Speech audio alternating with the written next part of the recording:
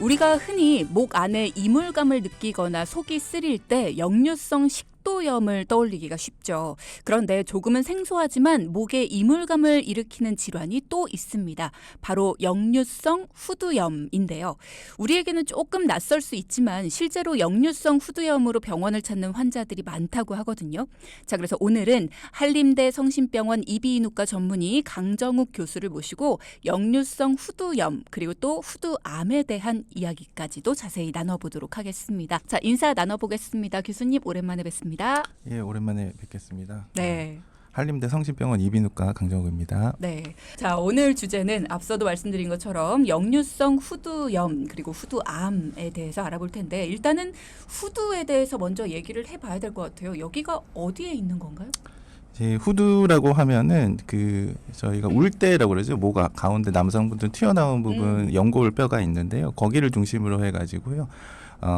있는 회복적 구조고 사실은 이제 우리가 음식 삼킬 때 목에 있는 원통형 구조 중에 전반부 앞쪽에 위치하는 구조라고 할 수 있고요.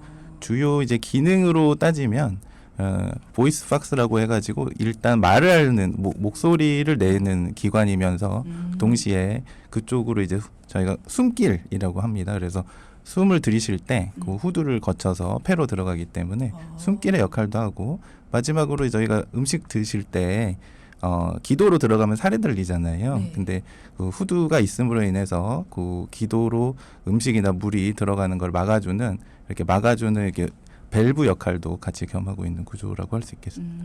그러면 숨길이라고 말씀을 하셨는데 기도나 아니면 목소리를 내는 성대 이쪽하고 굉장히 가깝게 위치하고 있겠네요. 이게 사실상 이제 후두의 모양을 보게 되면은 그 성대라고 해가지고 네. 일반적으로 이제 노래를 하거나 목소리를 낼 때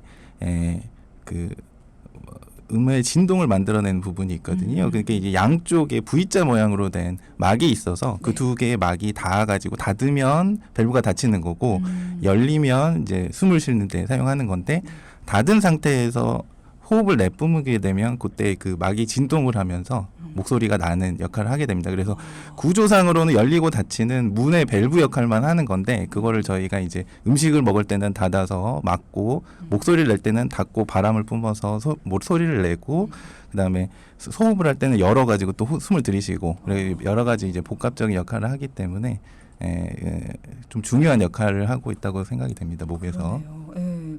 그러면 밸브 역할을 한다라고 보시면 될 것 같다라는 정리를 해주셨는데 이 밸브 역할을 하는 게 잘못돼서 덜 다쳤을 때에 생기는 게 역류성 후두염이 아닐까. 일단 질환의 이름 자체에서 느껴지는 건 그래요.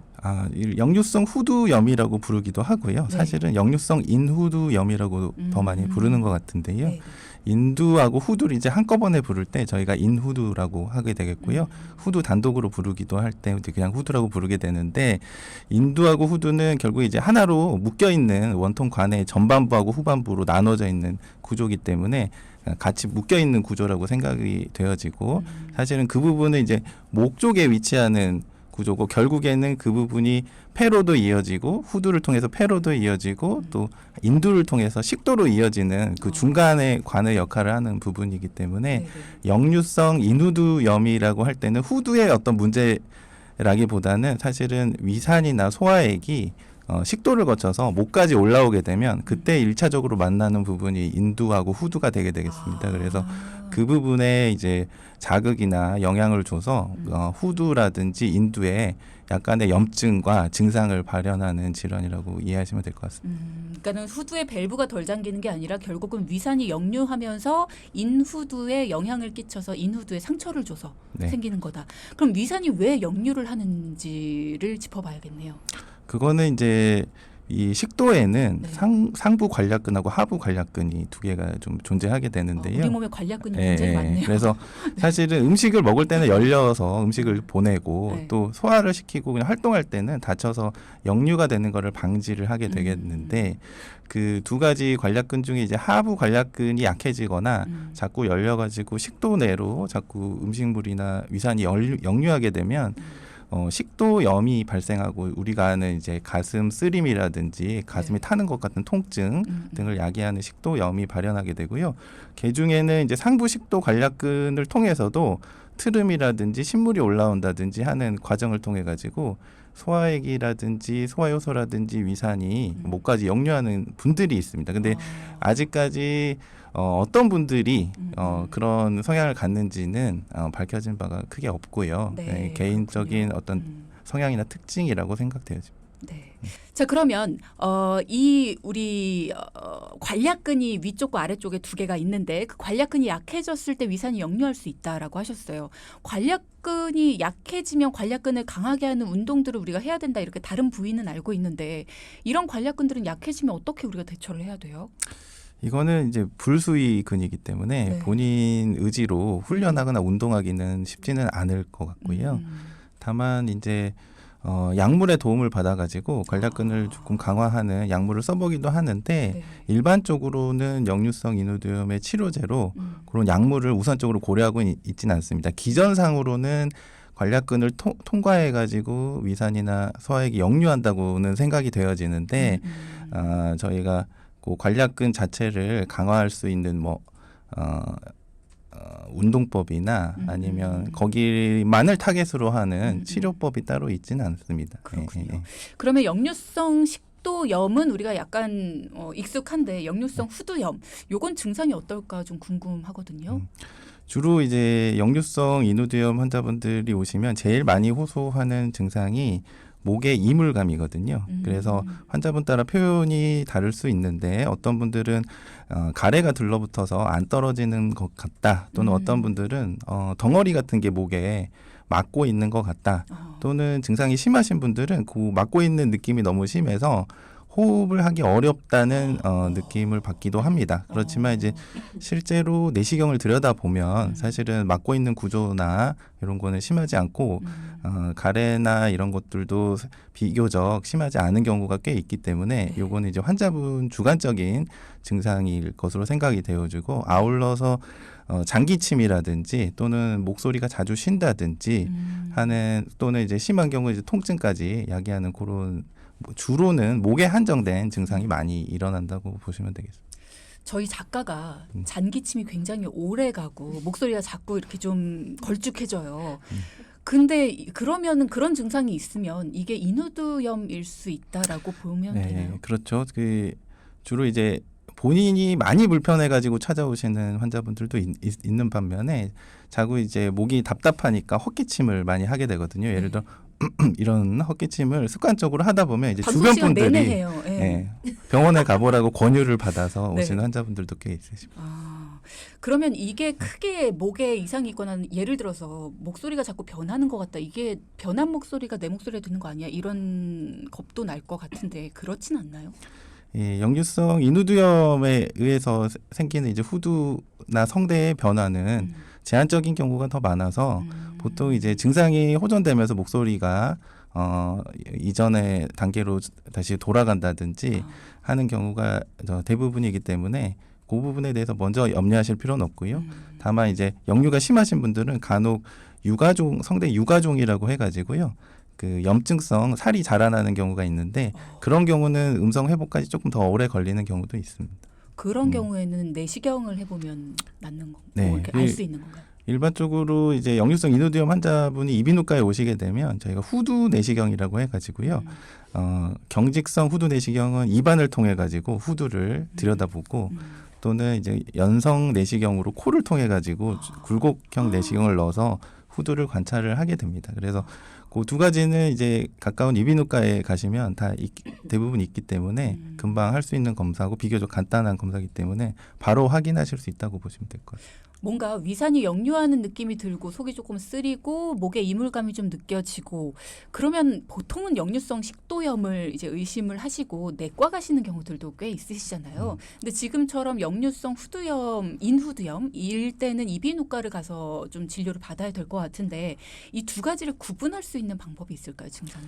예, 어떤 이제 일부 환자분들은 식도염 증상이 있으면서 동시에 인후두염 증상도 같이 있으신 분들이 있고요.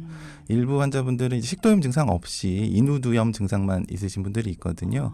그 차이는 아무래도 이제 위에 있는 내용물이 목까지 올라올 때 결국에 식도를 다 거치게 되는데 식도염을 건너뛰고 인후염만 증상이 발현하는 경우는 아무래도 식도가 인후보다는 그 위산이나 여기에 저항할 수 있는 능력이 좀 더 셉니다. 그래서 뭐 식도는 여러 번의 노출이나 더 긴 시간의 위산 노출에 있어서도 증상 발현까지는 안 일어날 수 있는데 인후부 같은 경우는 최대 뭐 일주일에 3번 정도만 역류가 있더라고 해도 그게 오랫동안 지속이 되면 증상으로 발현하기 때문에 식도염 없이 인후두염 증상만 있는 경우가 있고요. 그래서 환자분들이 그 두 가지를 명확하게 구별하는 경우는 쉽지 않기 때문에 대부분의 환자분들이 이제 식도염 증상이 가슴 쓰림 증상이 있으신 분들은 내과로 가셔서 치료를 받으시다가 목쪽 증상이 식도염보다는 더 오래 가거나 잘 호전이 안 되는 특성을 좀 보이기 때문에 역으로 내과에서 이비인후과로 좀 보내서 저희가 보는 경우가 있고요. 또 반대로 저희가 인후두염으로 장기간 치료를 했는데 호전이 없어서 식도 내시경 등을 이제 권유를 하고 내과로 또 보내는 경우가 있습니다. 그래서 두 가지 질환이 벤다이어그램으로 보면 약간 이렇게 오버랩돼 있는 질환군에 속한다고 보시면 될 것 같고요. 완전히 분리한다는 건 조금 어렵지 않나 생각하고 있습니다. 그러면 인후두염을 조금 더 심각하게 느끼시는 분들은 아까 호흡까지도 좀 어려워하신다. 그리고 목에 이물감이 있으면 우리가 왜 가시 걸린 것처럼 계속 캑캑캑 이렇게 하게 되고 불편하잖아요. 생활을 하는데. 그럼 병원을 찾아서 이게 빨리 나아졌으면 좋겠다라고 말씀을 드릴 텐데 치료를 하는 방법은 아까 약물도 말씀을 하셨고 약물이 잘 듣지 않는다라면 어떤 방법까지도 있나요? 저희가 이제 써볼 수 있는 방법은 생활습관 교정 그리고 식습관 교정 그리고 약물 치료 크게는 이 세 가지로 나눠볼 수가 있겠는데요. 생활습관이라고 하면 이제 식사 후에 바로 눕는 거를 좀 피하고 또 야식을 한다거나 하시게 되면 최소한 3시간 정도는 앉아 있는 자세나 서 있는 자세를 유지하고 그 다음에 취침에 드는 게 좋을 것 같고요. 그 다음에 식습관 같은 경우는 이제 너무 기름진 음식이나 또는 탄산이 포함된 음료 그리고 산도가 좀 있는 시큼한 맛 나는 주스라든지 이런 게 좀 별로 좋지가 않고요.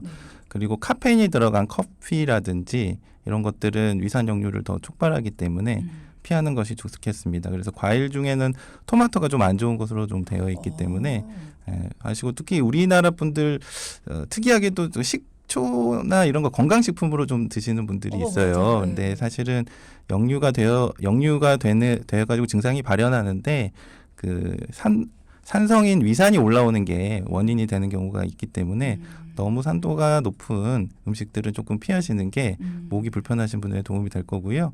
아울러 이제 술과 담배 같은 경우는 특히 이제 술 같은 경우는 그 자체로도 역류를 좀 일으킬 수도 있지만 또 맥주 같은 경우는 또 탄산이 들어있잖아요. 그것도 이제 트름을 하면서 소량 역류되는 것도 목의 증상을 야기할 수 있기 때문에 좋지 않고 담배는 이제 백해 무익한데 그게 직접적으로 점막에 영향을 주기 때문에 증상이 있으신 분들은 좀 악화되는 요인으로 작용할 수 있어서 좋지가 않겠습니다. 그래서 마지막으로 약물 치료는 저희가 기본적으로는 위산 억제제 PPI라고 하는데요. 그 양자 펌프 억제제를 주로 사용하게 되는데 그 약제 역시 식도염에서도 사용을 하게 되고요. 인후두염에서도 사용하게 되는데 다만 인후두염은 조금 치료가 잘 안 되는 편에 속하기 때문에 치료 기간이라든지 용량이 식도염보다는 좀 더 높거나 길다 이해하시면 될 것 같습니다. 그렇군요. 질문 들어온 것들도 있어서요. 질문을 좀 드리면 후두염 약에 대해서 말씀을 주시니까 이런 질문이 들어온 것 같습니다. 118 하나님께서 후두염 약을 장기간 복용했을 때 간 수치가 올라간단 말이 있던데 상관이 없을까요? 라는 질문. PPI 제제를 또 장기간 복용하게 되면은 경우에 따라서 간 수치 간에서 일부 대사하게 되기 때문에 간 수치가 오르는 경우가 있긴 합니다. 그래서 저희도 이제 약물 부작용에 영향을 좀 줄이고자 한없이 계속 쓰지는 않고요. 경우에 따라서는 최대한 개인적으로는 한 6개월 정도를 사용을 해보고 약물의 단계를 줄인다든지 용량을 줄인다든지 또는 이제 생활 습관 교정을 더 적극적으로 한다든지 하는 방식으로 조절해 가고 간 수치가 오른다고 하면은 약물의 변경이라든지 용량 조절을 통해 가지고 관리를 해 나가셔야 되겠습니다. 근데 60%세 분 중에 한 두 분 정도는 수개월 이내에 증상 호전을 일부 많이 보이시고요. 그렇지만 이제 말씀하신 것처럼 장기간 아마 쓰셨다고 하면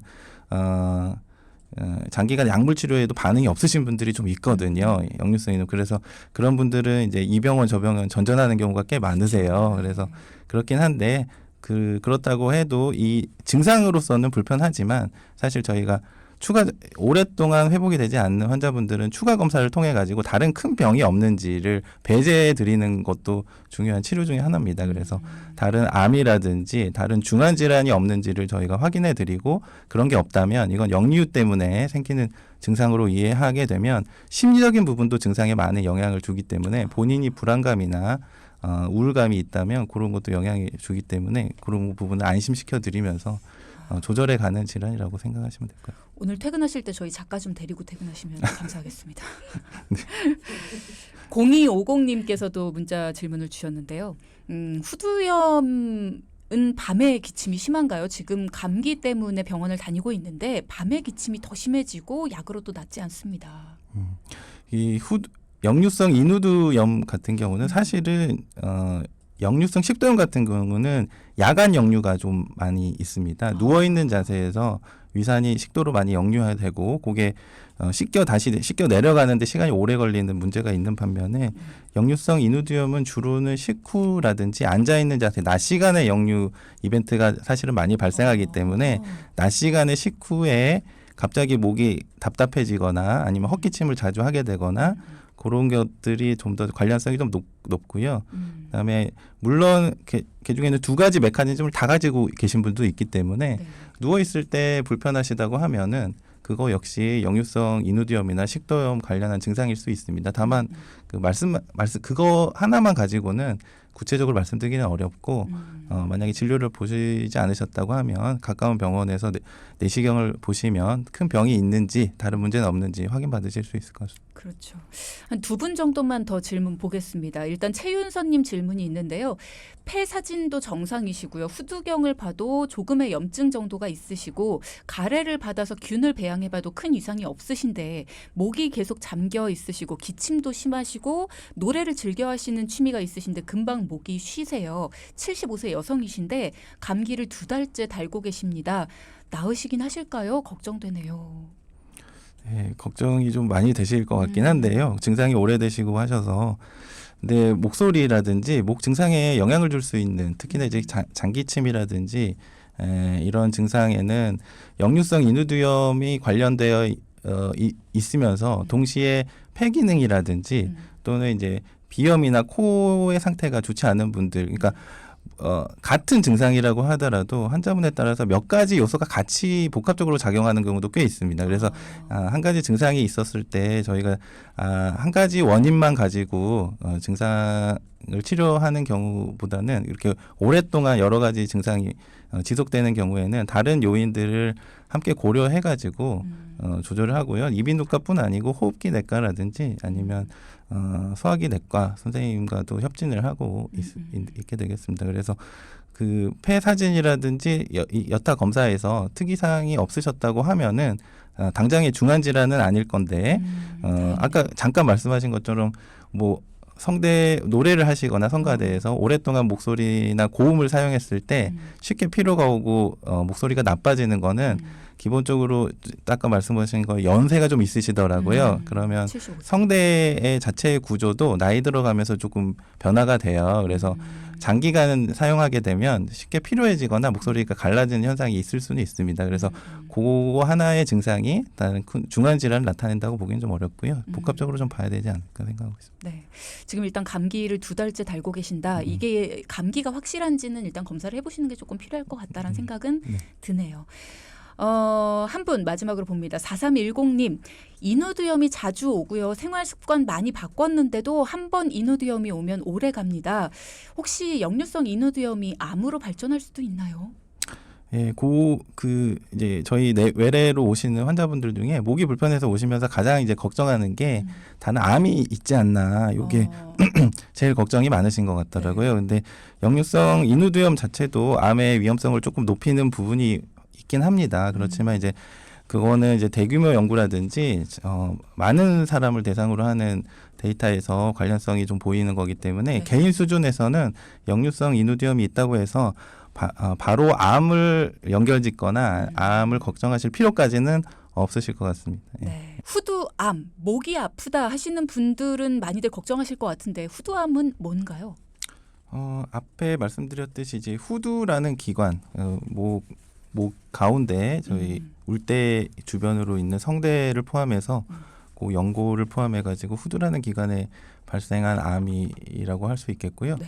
1차적으로 이제 주요 증상은 후두 자체가 상중하로 나눠져 있거든요. 그래서 성문 상부 또는 그다음에 성문부, 그러면 성문 하부 이렇게 상중하로 나눠볼 수가 있는데 그 위치에 따라서 증상은 좀 달라질 수가 있긴 한데요. 기본적으로 이제 일반적으로 많이 알고 계신 게 목소리가 변한다거나 아니면 뭐 기침을 했는데 목에서 피가 났다거나 뭐 이렇게 많이 알고 계시는 것 같고요. 네네. 경우에 따라서는 이제 그런 증상 말고 목에 종물로 전이가 되어서 목에 이렇게 종물 혹 같은 게 만져져 가지고 오셨다가 나중에 이제 후두암으로 발견되는 경우도 있긴 합니다.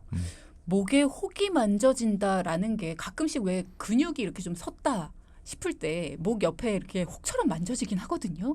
이게 잘 구분은 안 갈 것 같아서 혹이 만져진다는 게 어떤 느낌일까 조금 더 자세히 말씀해 주실 수 있어요? 일단 이제 혹이 만져진다는 거는 저희 목에 있는 임파선 결절이 주로 커졌을 때 만져지게 되거든요. 물론 이제 근육이 뭉치거나 목 뒷근이라고 해가지고 옆에 이런 근육이 목에도 있기 때문에 그런 부분이 이제 발달하신 분은 이제 만져지거든요. 그런데 양측에 이제 동일하게 만져지는지 대칭성을 조금 확인할 필요가 있겠고요. 그다음에 이제 저희가 전이 된 암이 혹으로 만져졌을 때는 보통 멍울이 좀 딱딱한 경우가 더 많아서 만졌을 때 이렇게 부드럽고 말랑말랑하다고 하면 암에 의한 결절보다는 일반적으로 그냥 반응성 임파선염이라든지 근육이라든지 이런 게 좀 만져지는 경우가 더 많을 것 같습니다. 혹인 것 같다 싶은 걸 만졌을 때 아픈가요? 감염이 동반돼 있으면 아픈 경우도 있는데요. 네. 그 암성 결절 같은 경우는 무통성인 경우가 더 많이 있습니다. 네. 그러면 후두암은 네. 왜 걸리게 되나요? 후두암의 이제 가장 큰 원인은 아무래도 흡연으로 많이 알려져 있고요. 흡연과 음주가 가장 큰 원인이고 그렇다 보니까 이제 여성분들보다는 남성분들의 이제 이완율이 더 높은 것으로 되어 있습니다. 물론 이제 흡연하고 음주를 안 하시더라도 발병을 할 수는 있긴 합니다만 저희가 후두암 환자분들을 대상으로 보면 10명 중에서 10분이 다 흡연력을 가지고 계세요. 현재 피고 계시든 아니면 과거에 오랫동안 피셨든 이런 걸 가지고 계시기 때문에 후두암은 흡연하고 굉장히 관련성이 높다고 생각하시면 될 것 같습니다. 그러면 흡연하고 연관성이 있다. 그러면은 어린 친구들보다는 당연히 중년 이상의 남성분들이나 여성분들 어쨌든 연세가 좀 있으신 분들한테는 더 발병률이 높겠네요. 예, 모든 암이 이제 젊은 환자분들보다는 어느 정도 발병 원인에 노출이 되어서 중년 이후에 발병하는 경우가 많기 때문에 이거 후두암도 마찬가지로 40대 넘어가고 50대 이상의 남성분들이 목소리 변화라든지 목의 증상이 2주 이상 지속되는 경우에 한 번쯤 의심해 볼 필요가 있겠습니다. 이분이 이런 질문 주셨는데 4967님이 목에 이물감이 계속 있고요. 귀 속에 뭐가 들어있는 것처럼 아픕니다. 혹시라도 무슨 일이 있는 건가 싶어서요. 이제 목 통증하고 귀에 나타나는 이제 이통하고는 어느 정도 연관성이 있는데요. 그거는 이제 신경의 분포가 연관이 있어서 네. 목의 통증을 심하게 느끼거나 목 불편감이 심할 때 귀가 아프다고 이통을 느끼는 경우가 있고요. 또는 이제 귀를 뭐 이렇게 간질간질 하다 보면 재채기가 나는 경우도 있고 이거는 이제 머리에서 나와서 목이나 귀로 가는 분포하는 신경이 가까이 위치하기 때문에 생기는 증상일 가능성이 좀 높은데요. 일단은 목에 이물감이 있는 거는 이비인후과 가서 확인하셔야 되고요. 귀의 통증도 그게 연관통일 수도 있긴 한데 따로 다른 질환이 있을 수도 있거든요. 그래서 한번 확인해 보실 필요가 있겠습니다. 특히나 이제 그 암성 통증 같은 경우는 네. 예, 그렇게 나타나는 경우도 종종 있기 때문에 확인은 필요한데 그 증상만 가지고 제가 후두암인지 아닌지 맞추라고 하면 좀 어렵거든요. 뭐 너무 후두암일 수 있다라고 걱정하지는 마시고 예, 그래도 일단은 연관통이라면 조금 걱정되는 질환일 수 있으니 빨리 병원에 가보시는 게 필요할 것 같다. 그러면 흡연이 대표적인 원인이라면 간접 흡연일 때도 걸릴 수 있는지도 궁금하고요. 아니면 왜 요즘에는 그 전자담배도 많이 태우시니까 그것도 하나의 원인이 될 수 있나요? 네, 그렇습니다. 이제 일차적으로 본인이 흡연하는 게 가장 큰 위험 요인이긴 하겠는데요. 간접 흡연도 그 빈도라든지 노출 시간이 아무래도 그 담배 연기가 이렇게 주 흡연자인지 간접 흡연자인지 가려서 영향을 주는 건 아니기 때문에 노출 정도 그리고 기간 이런 것들이 중요할 것 같고요. 다만 이제 경험상으로는 이제 흡연자 분들이고 간접 흡연으로 발병하는 경우는 빈도가 그렇게까지 높진 않은 것 같습니다. 그래서 그렇고 마지막 질문이 뭐셨죠? 전자담배요. 전자담배도 이제 아직 데이터가 많이 쌓이지 않아서 전자담배로 후두암의 빈도가 높다는 데이터가 많이 나와 있거나 그러진 않은데요. 그 전자담배 역시 이제 발암물질을 함유하고 있기 때문에 그렇죠. 일종의 농도의 차이지 이비인후과 선생님들 대부분은 영향이 있을 거로 생각을 하고 있습니다. 그러면 후두암을 치료하는 방법은 어떻게 되나요? 시간이 거의 없네요. 네. 후두암은 이제 크게는 이제 수술적인 방법이 있고 방사선 치료를 하는 방법이 있겠는데요. 초기 후두암 1, 2기 때는 두 가지 중에 한 가지 치료만으로도 거의 완치율이 80에서 90% 정도 치료율이 좋기 때문에 조기에 발견하는 게 다른 암과 마찬가지로 중요할 것 같고요. 네. 3기나 4기 후 이렇게 진행된 암 같은 경우는 저희가 이제 쓸 수 있는 방법들을 다 동원하게 됩니다. 이제 수술적인 방법도 하고 방사선도 추가적으로 하고 경우에 따라서 항암 약물요법도 같이 겸해서 저희가 동원할 수 있는 수단을 다 동원해서 치료를 하게 되겠습니다. 네, 완치율이 일단 높다는 게 희망적이네요. 그러면 흡연을 오래 했을 때 어떤 검사를 하는 것이 가장 후두암을 발견하는 데 좋은지 단답으로 부탁드립니다. 네. 1차적으로 이비인후과 가셔가지고 후두 내시경 검사를 먼저 보시는 게 가장 직관적이고 빠릅니다. 네, 감사드립니다. 10초도 안 남았는데 단답형으로 답변해 주셔서 감사드리고요. 오늘 말씀 감사드립니다. 감사합니다. 네, 오늘은 이비인후과 전문의 강정욱 교수와 함께 했습니다. 여러분도 많은 질문 감사드립니다.